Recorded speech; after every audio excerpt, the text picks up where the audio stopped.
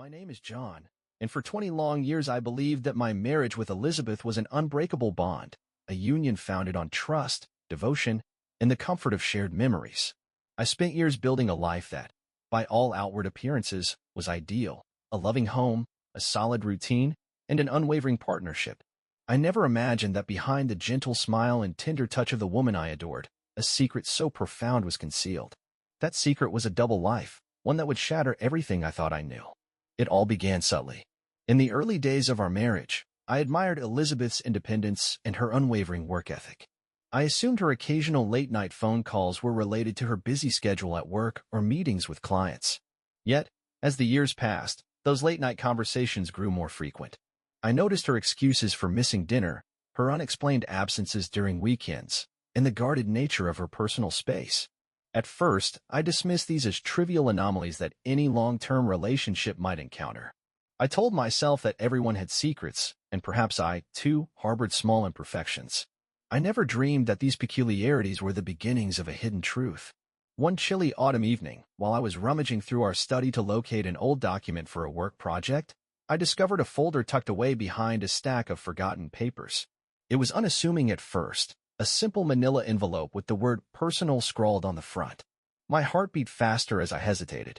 With trembling fingers, I opened it and began to sift through its contents. Inside, I found receipts, bank statements, and cryptic notes that mentioned names and addresses I had never heard before. At first, I thought these were remnants of some long-forgotten business deal, perhaps an error from her previous job.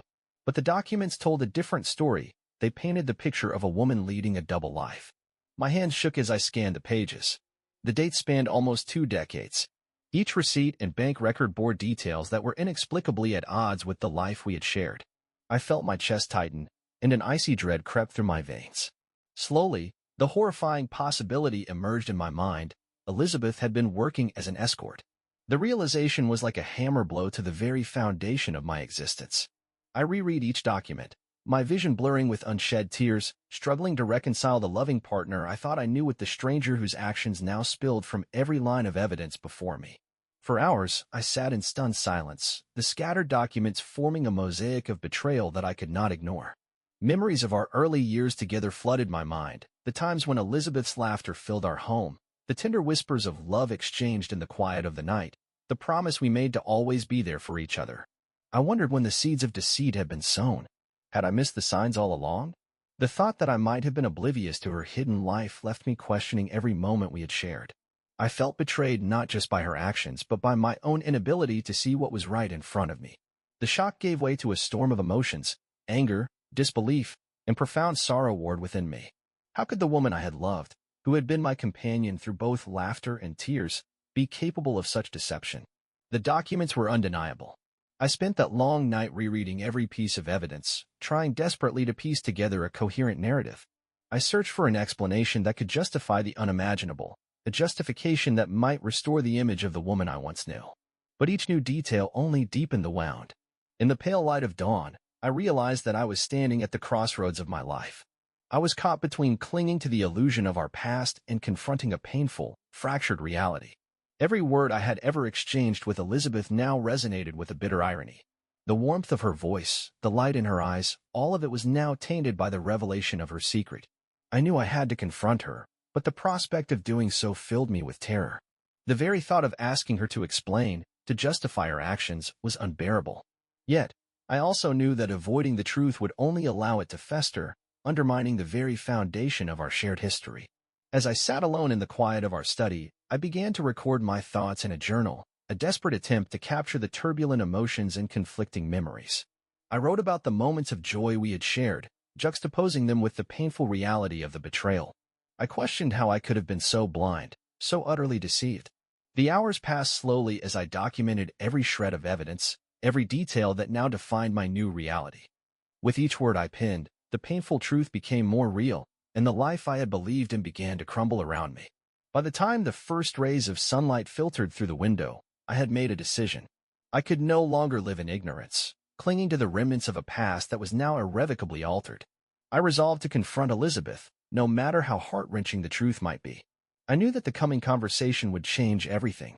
I spent the morning gathering the documents, trying to understand the extent of the deception and preparing myself for a confrontation that I had long dreaded.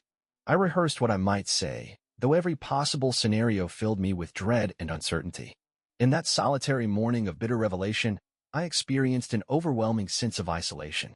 I felt alone in a world that had suddenly turned hostile and unfamiliar.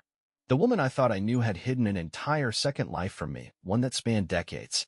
I wondered how such a vast chasm of secrecy could exist between us without my ever suspecting a hint of the truth. The revelation left me with a profound sense of loss, not just of trust, but of the very identity I had built as her husband. As I prepared to face the woman who had deceived me for so long, I was filled with a maelstrom of conflicting emotions. There was the searing pain of betrayal, the anger that threatened to consume me, and a lingering sorrow for the love that had been tainted by secrets. I knew that this confrontation was inevitable, that the truth would eventually come to light whether I was ready or not. And so, with a heavy heart and trembling resolve, I braced myself for the moment when I would have to confront the ultimate betrayal, a betrayal that had taken root deep within the fabric of our 20-year marriage. I closed my journal, the ink still wet with my tears and despair, and looked one last time at the documents that had irrevocably altered my life. In that silent moment, I realized that nothing would ever be the same again. My life, my love, and my very sense of identity were now entangled in a web of lies and deception that I had never imagined. With the morning light now fully breaking through, I stepped away from the documents, knowing that the path ahead would be one of painful discovery, emotional turmoil, and perhaps, in time, a quest for redemption. But for now, I was left with the unbearable weight of the truth, and the knowledge that my world had been forever shattered. That cold, gray afternoon seemed to mirror the heavy burden in my heart as I prepared to confront Elizabeth. I could feel the weight of every unsaid word and every hidden secret bearing down on me. The documents clutched in my hand were proof of a betrayal that spanned 2 decades, a betrayal that I could no longer ignore. I had spent countless sleepless nights rehearsing the conversation in my mind, grappling with a mix of anger, sorrow, and an overwhelming desire for truth. I knew that the coming confrontation was the only way to begin the arduous journey toward understanding, if such a path even existed. I waited in our living room as the minutes stretched interminably. Each tick of the clock heightened my anxiety. I could hear the faint murmur of the rain outside, as if nature itself was lamenting the unfolding tragedy. When Elizabeth finally entered, she carried herself with a quiet grace that belied the storm I knew raged inside her. Her eyes, once so vibrant with affection and warmth, now appeared guarded, as though they too were burdened with secrets. I took a steadying breath and approached her, determined to find the answers that had eluded me for so long.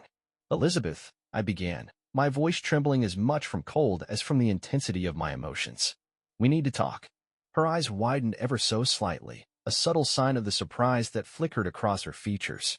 I motioned for her to sit beside me, and with each step she took, the distance between us seemed to grow, not physically, but emotionally. As she settled on the couch, I carefully placed the documents on the coffee table between us.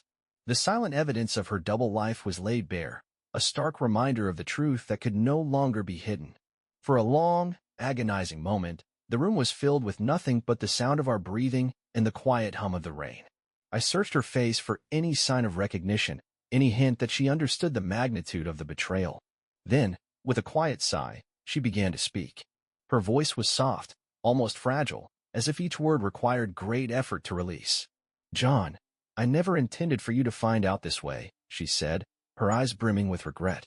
Her confession was measured and deliberate, as if she were reciting a long-rehearsed monologue rather than revealing a painful secret. She explained that the journey into the escort business had begun during a period of intense financial strain. What had started as a desperate measure to keep our family afloat had gradually evolved into something that took on a life of its own, a hidden part of her identity that she felt compelled to protect at all costs. As she spoke, I listened in a state of numb disbelief. Each word was like a knife, cutting deeper into the fabric of our shared past. I could hardly process the revelation that the woman I had spent 20 years of my life loving and cherishing had chosen a path that diverged so drastically from the one I had envisioned for us. Yet, beneath the layers of anger and betrayal, I sensed a profound sorrow, a loneliness that had driven her to seek validation and escape in a world that seemed so distant from the one we had built together. Her tone was not defensive. Rather, it was tinged with a resigned sadness. "I was lost, John," she murmured, her eyes fixed on the documents as though they were a mirror reflecting her own shattered self. I felt invisible, trapped in a role that no longer defined who I was. I wanted to be seen, to be desired, even if it meant sacrificing the life we knew. The admission was both heartbreaking and bewildering. I realized that while her choices had inflicted a deep wound, they were also a cry for recognition, a desperate attempt to reclaim a part of herself that had been neglected over the years. The room was charged with raw emotion as I struggled to reconcile the love I had for her with the betrayal that now lay between us. My voice broke as I asked, "How long, Elizabeth? How many years of our life have been nothing more than a lie?" The question hung in the air, heavy with sorrow and accusation. Tears welled in her eyes as she confessed that her secret had been carried on for nearly the entire duration of our marriage, a hidden truth that she had carefully compartmentalized away from our shared life. I felt as if the ground beneath me was crumbling, each confession eroding the foundation of our 20 years together. The shock was compounded by the realization that every tender moment, every shared laugh, had been interlaced with a deception so profound it defied comprehension. In that moment, my heart was torn between the desire to hold on to the past and the need to accept the painful truth that was now undeniable. The confrontation was not explosive. Rather, it was a slow, painful unraveling of years of suppressed emotions. As the rain continued to fall outside, Elizabeth and I sat in a silence that was as heavy as it was sorrowful. The raw vulnerability in her voice was matched only by the anguish in my own, and together we faced a reality that had been hidden in plain sight for far too long. With each tear that fell, the finality of her betrayal became more real, yet there was also a hint of relief in finally knowing the truth, a truth that, while devastating, might one day be the catalyst for healing. I reached out, hesitantly, to grasp her hand, a silent plea for connection amidst the disintegration of our shared life. It was a gesture filled with conflicting emotions, a yearning to salvage what remained and the deep pain of knowing that our foundation had been shattered. The conversation stretched into hours as we navigated the labyrinth of our emotions, trying to understand how two lives so deeply entwined could become so irreversibly separated by a secret kept for decades. By the time dusk fell, we had not found answers that could mend the breach, but we had taken the first tentative steps toward a future where understanding might, one day, emerge from the ruins of betrayal. In the days that followed our painful confrontation, I found myself sinking into a state of profound isolation and inner turmoil. The revelation of Elizabeth's secret life reverberated through every corner of my existence, leaving me to grapple with emotions that ranged from searing anger to deep, unyielding sorrow. Each day became a struggle to reconcile the man I had been, the husband who had trusted completely, with the harsh reality that trust had been betrayed on a scale I had never imagined. I began to withdraw from friends and family, retreating into a solitude that felt both self-imposed and inescapable.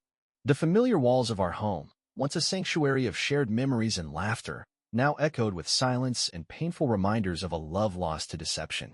I spent countless hours alone, wandering through rooms filled with memories that now felt tainted.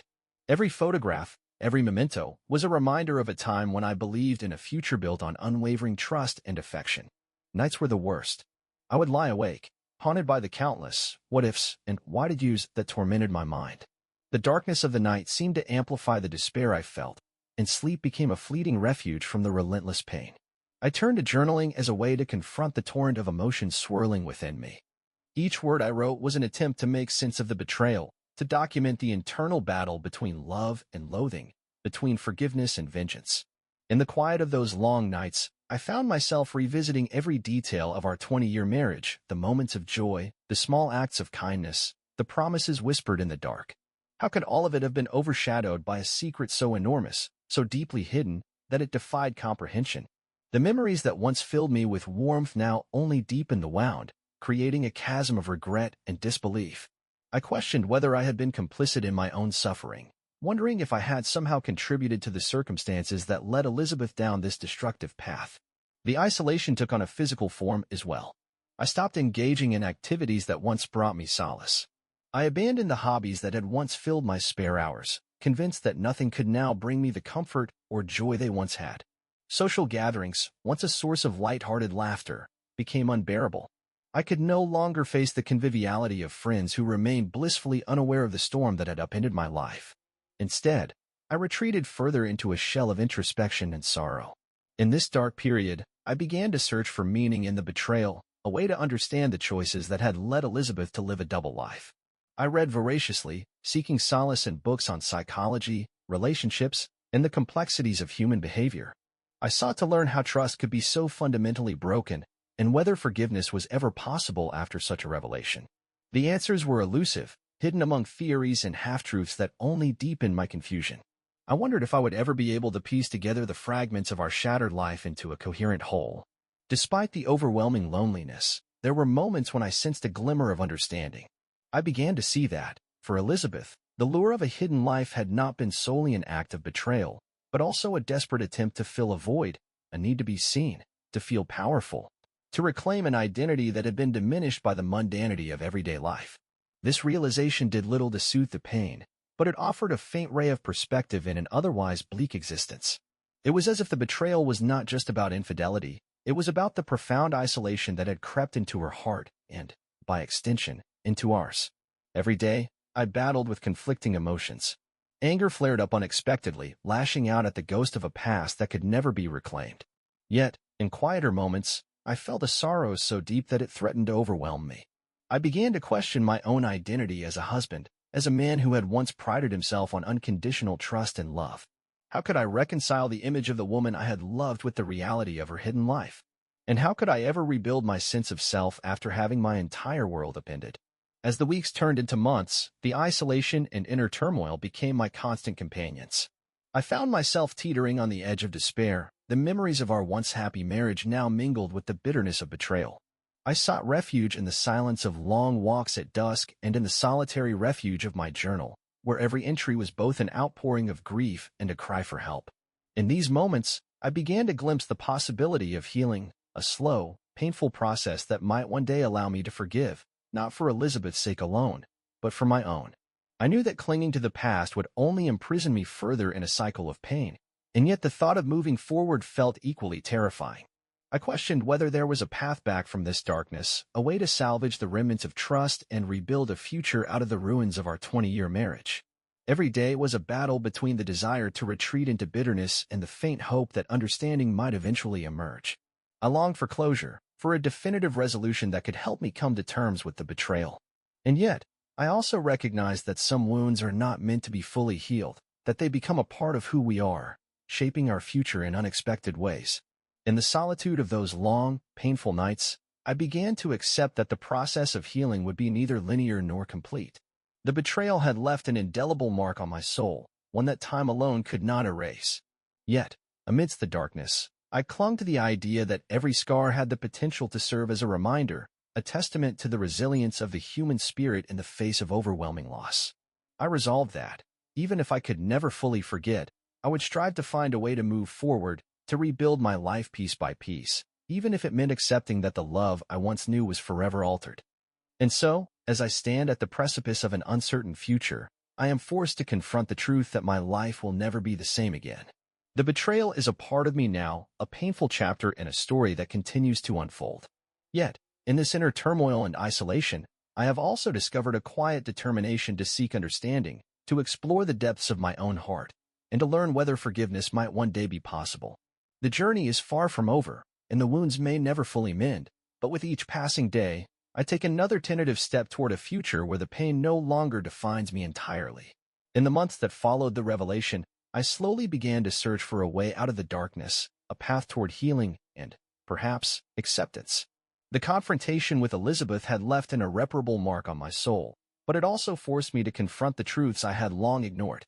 I started attending counseling sessions, initially on my own, to navigate the overwhelming sea of emotions that now consumed me.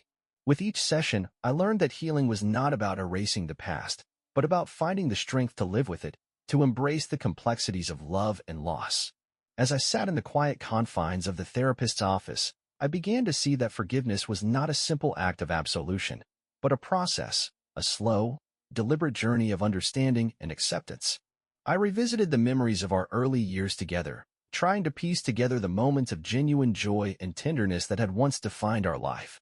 In these reflections, I discovered that our marriage, despite its painful betrayals, had also been filled with beauty, laughter, and hope. I realized that the love I had for Elizabeth was not entirely lost. It had simply become intermingled with pain and disappointment. Eventually, Elizabeth and I began attending couples therapy, a tentative step toward rebuilding what had been shattered.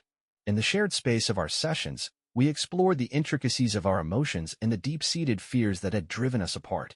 Elizabeth spoke of her own journey, the loneliness, the desperation, and the overwhelming need to reclaim a part of herself that had been neglected for far too long. I listened, sometimes with tears in my eyes, as she revealed the vulnerabilities that had led her to a life I could hardly fathom. In her words, I sensed not just regret, but a profound longing for redemption, a desire to mend the fractures that had formed between us over the years. The healing process was anything but linear. There were days when the anger would resurface with a vengeance, and nights when the sorrow would threaten to engulf me entirely. Yet, with each passing day, I began to recognize small signs of progress. A shared look, a tentative smile, a moment of honest conversation, all these became the building blocks of a fragile new beginning. I learned that accepting the truth did not mean condoning the betrayal, but rather acknowledging the complexity of human imperfection. In time, I came to understand that our pain was part of our shared history, a testament to the challenges of love in its rawest form. Gradually, I started to rebuild my identity. I reconnected with old friends and rediscovered hobbies that had once brought me solace. I learned that while the betrayal had changed me irrevocably, it did not define the entirety of who I was. I allowed myself to hope that, even in the face of such profound loss, there might be a way forward, a path that led not to oblivion, but to a deeper, more nuanced understanding of love, trust, and forgiveness. Now, as I look back on those tumultuous years, I realize that the journey toward healing is ongoing. The scars of betrayal remain, a permanent reminder of the fragility of trust and the unpredictable nature of the human heart. Yet, in the midst of the pain, I have discovered a quiet resilience, a determination to continue living, to seek out moments of beauty and hope even in the darkest of times. My relationship with Elizabeth is forever changed, but I have come to accept that our shared history, with all its imperfections, is an inseparable part of who we are. In embracing the complexities of our past, I have learned that healing is not about forgetting or erasing the pain. It is about acknowledging the wounds and allowing them to guide us toward a future that is both honest and hopeful. I continue to walk this difficult path every day, each step a testament to the enduring strength of the human spirit. Though the betrayal will always be a part of my story, I now see it as one chapter among many, a chapter that, while painful, has ultimately led me to a deeper understanding of love, loss, and the possibility of renewal. And so, as I move forward into an uncertain future, I carry with me the lessons of the past, a bittersweet reminder that even in the wake of betrayal, there exists the potential for healing, for growth, and for a new beginning. I remain hopeful that one day, the pain will recede to a distant memory, leaving behind the wisdom born of heartbreak and the quiet resilience that has guided me through the darkest nights of my life.